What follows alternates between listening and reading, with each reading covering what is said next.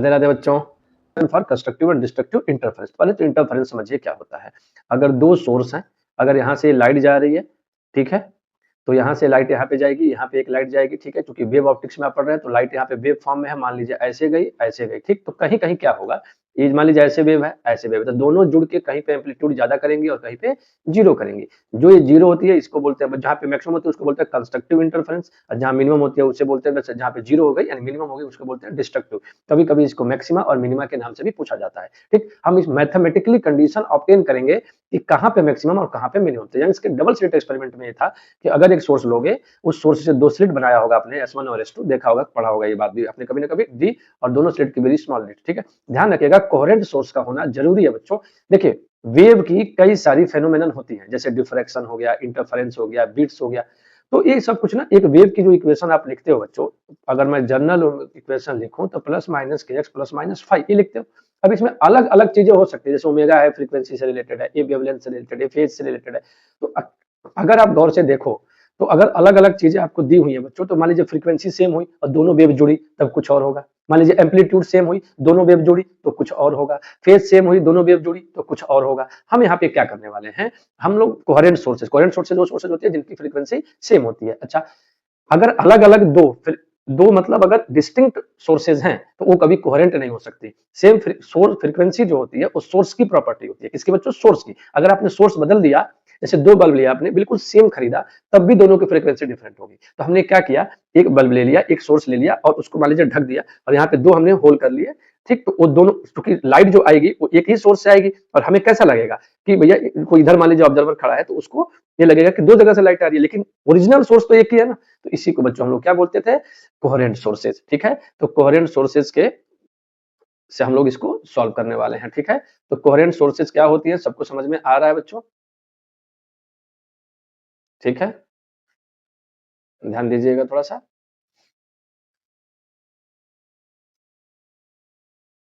अब इसकी हम कंडीशन पता करेंगे कि क्या कोहेरेंट सोर्सेज कैसे होती हैं और कैसे काम करती हैं।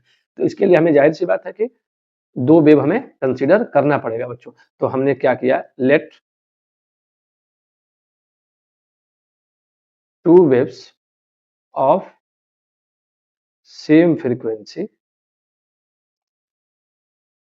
y1 equal to a sine omega t, equation number 1, और y2 equal to b sine omega t plus five.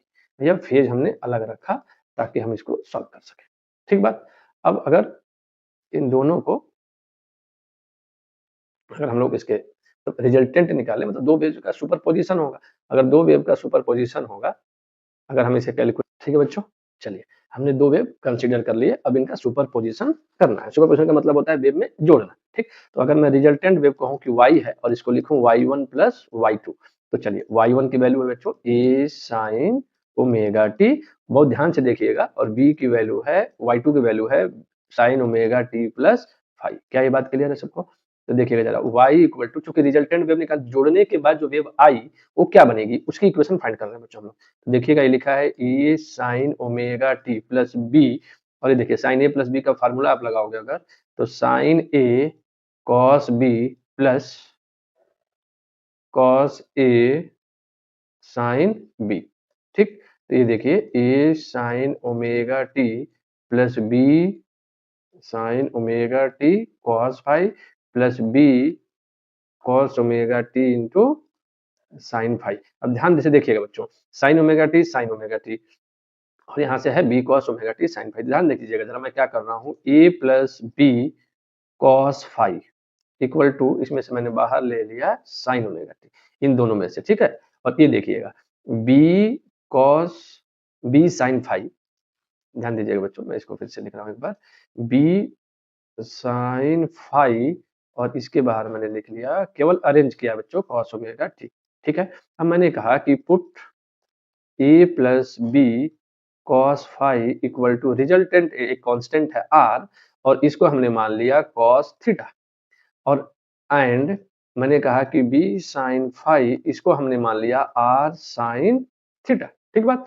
अब ये हमारा हो गया इक्वेशन 2। इक्वेशन 3, ध्यान दीजिए बच्चों, 1 और 2 हम लोग लेट कर चुके हैं, तो इसको हम मान लेंगे इक्वेशन 3 और इसे हमने कहा भैया यह इक्वेशन 4। क्या ठीक बात है इतनी? चलिए आगे देखेंगे इसमें, दीजिएगा बच्चों यहाँ पे। चलिए बच्चों देखिए, अगर उसको आप अरेंज करके लिखेंगे तो ऐसे आ जाएगा। उस इक्वेशन 3 में अगर आप पुट कर देंगे तो आपको ये बात मिल जाएगी। इक्वेशन 3 और 4 का यूज करके अगर आप उसके ऊपर वाले में पुट करेंगे तो मिलेगा y = r, मैंने बाहर ले लिया, ये बच गया बच्चों हमारा sin omega t cos theta plus cos omega t sin theta. तो sin a cos b plus cos a sin b, तो हमारा फॉर्मूला बन गया r sin omega t plus theta. अब ध्यान से देखिएगा बच्चों, ये हमारी जो इक्वेशन बनी है, इक्वेशन नंबर 5, ये हमारी रिजल्टेंट की इक्वेशन है।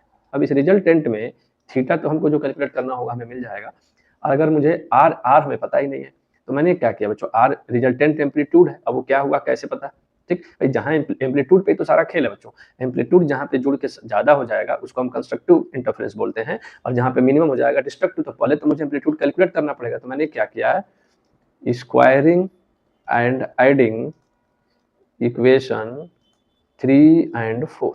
अगर मैंने स्क्वायर करके ऐड किया तो देखिए r square sine square theta plus r square cos square theta equal to आपको क्या मिला होगा बच्चों, b स्क्वायर, सॉरी अब थोड़ा सा इसको देख लीजिए एक बार, हमने क्या माना था उसको, b साइन थीटा जो था उसको r साइन थीटा, तो लेफ्ट साइड राइट साइड मैं ऐड कर रहा हूँ और इधर b साइन फाई था, तो क्या मिलेगा थोड़ा गौर कीजिएगा बच्चों, मैंने उसको लिख दिया b square sine square phi plus a plus b cos phi का होल स्क्वायर, क्या मिलेगा।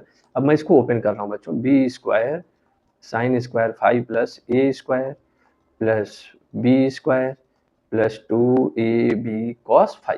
अब अगर अरेंज करूँ मैं बच्चों तो a square plus b square, a square यहाँ से बचा, अच्छा बी स्क्वायर में अगर मैं कॉमन ले लूँ तो sine square phi plus cos square phi plus 2ab cos phi मिला।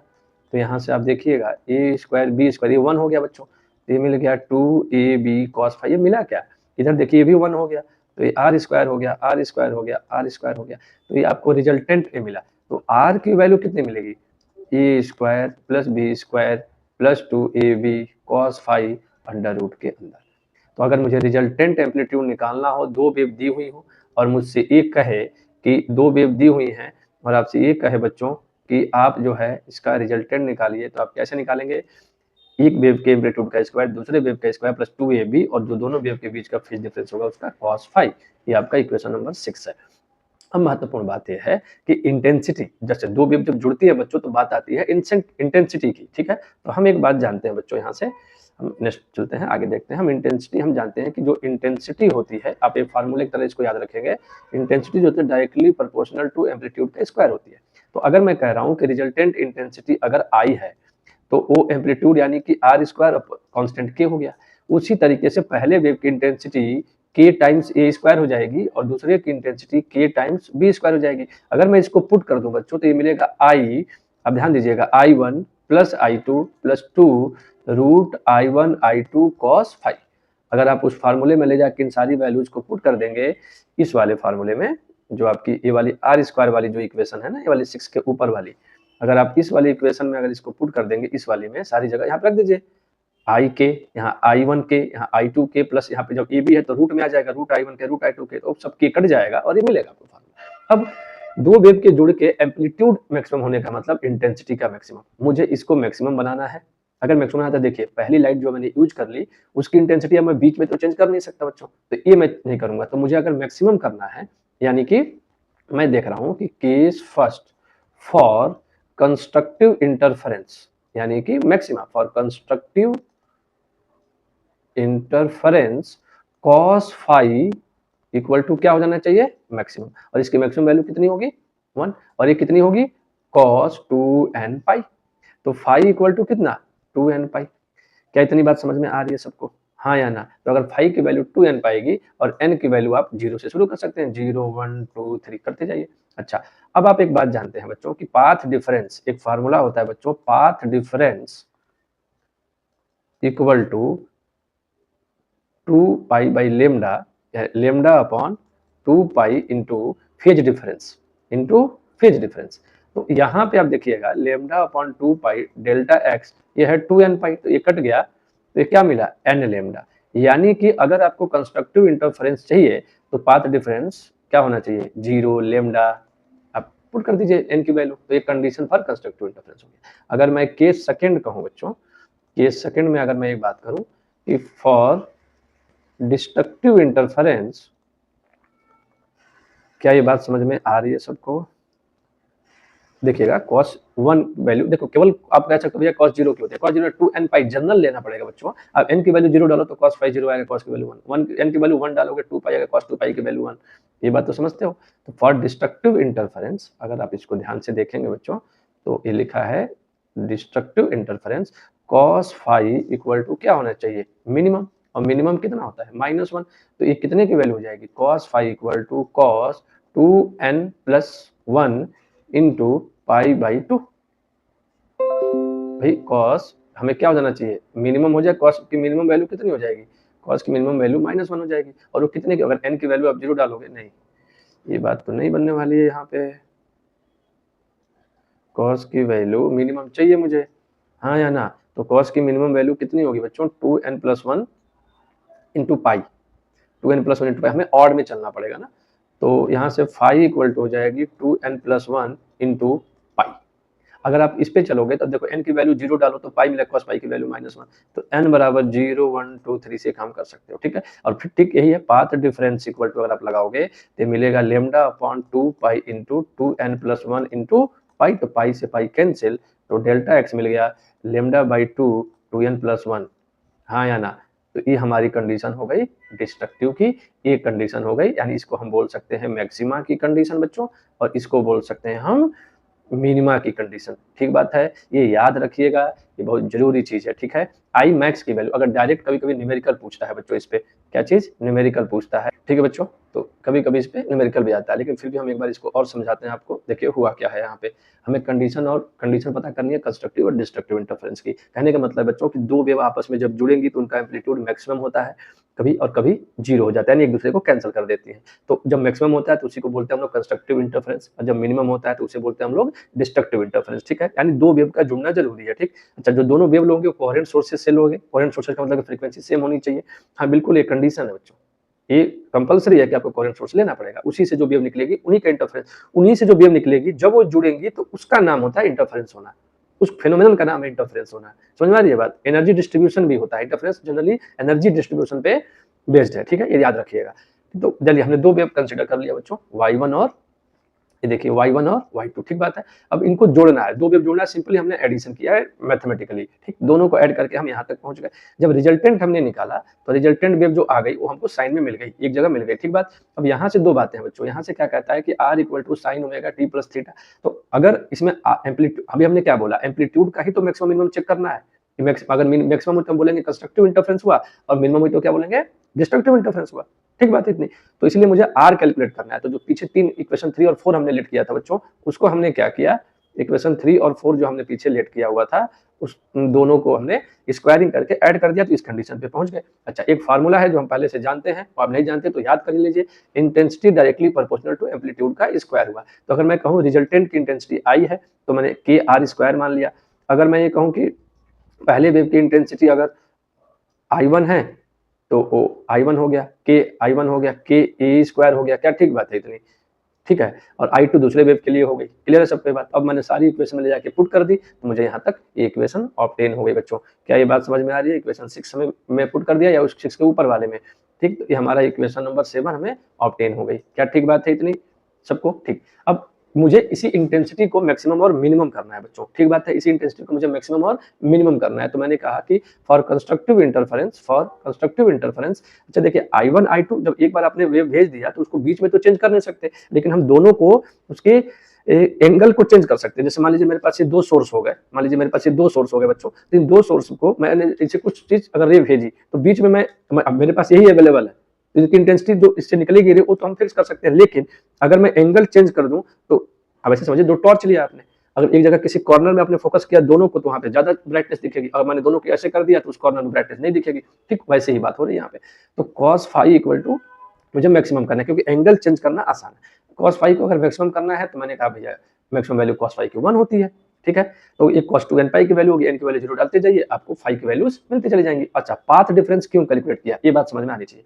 क्या होता है बच्चों, कई बार एंगल की कैलकुलेशन पाथ डिफरेंस आसान होती है, बजाय अगर हम क्या करें एंगल कैलकुलेट करें। तो हमने इसको पाथ डिफरेंस के टर्म में निकाल दिया, क्योंकि जैसे मान लीजिए अगर एक ही कमरे के एक ही रूम में एक ही क्लासरूम में अगर आपको किसी कॉर्नर पे पहुंचना है, दो विद्यार्थियों को मैं उसमें कहूँ कि चलो जी अपना है पहुंचो कॉर्नर में, तो अगर दो अलग अलग गए तो हमें आसानी से डिस्टेंस बता देंगे भाई इसने ज्यादा चला और ये कम चला। लेकिन अगर दोनों ऐसे घूमते घूमते गए तो एंगल बताना मुश्किल है, एंगल की कैलकुलेशन थोड़ी सी टफ है हम लोग के लिए। ठीक है, ठीक है बच्चों, तो एंगल की कैलकुलेशन हम लोगों के लिए थोड़ी सी टफ होती है, तो इसीलिए हमने क्या किया, पाथ डिफरेंस। पाथ डिफरेंस का फार्मूला होता है, वेव जिन लोगों ने कभी पढ़ा होगा 11th में तो ये बात आपको क्लियर होगी, नहीं भी पढ़े तो ये फार्मूला है बच्चों, याद रखिएगा। ये डेल्टा फाई होता है, यहाँ पे डेल्टा फाई है जिसको बोलते हैं फेज डिफरेंस। क्या बोलते हैं बच्चों, फेज डिफरेंस। हमने फेज डिफरेंस में पुट करके ये सारी बातें कैलकुलेट कर ली। तो हमने कंडीशन निकाल ली किसकी, मैक्सिमा की, फिर हमने इसमें पुट करके किसी कंडीशन निकाल ली, मिनिमा की। ठीक है, मिनिमा क्या होती है, माइनस, मतलब मुझे ऑड बनाना है एंगल को, क्योंकि सभी लोग इस बात को याद रखिएगा बच्चों, यहाँ पे मैं कुछ बातें लिख रहा हूँ, cos n pi equal to -1 की पावर n होता है। ये फार्मूला याद रखिएगा, कई बार बताया गया है क्लास में, लेकिन फिर भी आप इसको याद रखेंगे, cos n pi equal to -1 की पावर n। क्या ये ठीक बात है, इतनी आपको याद रहेगी ये बात?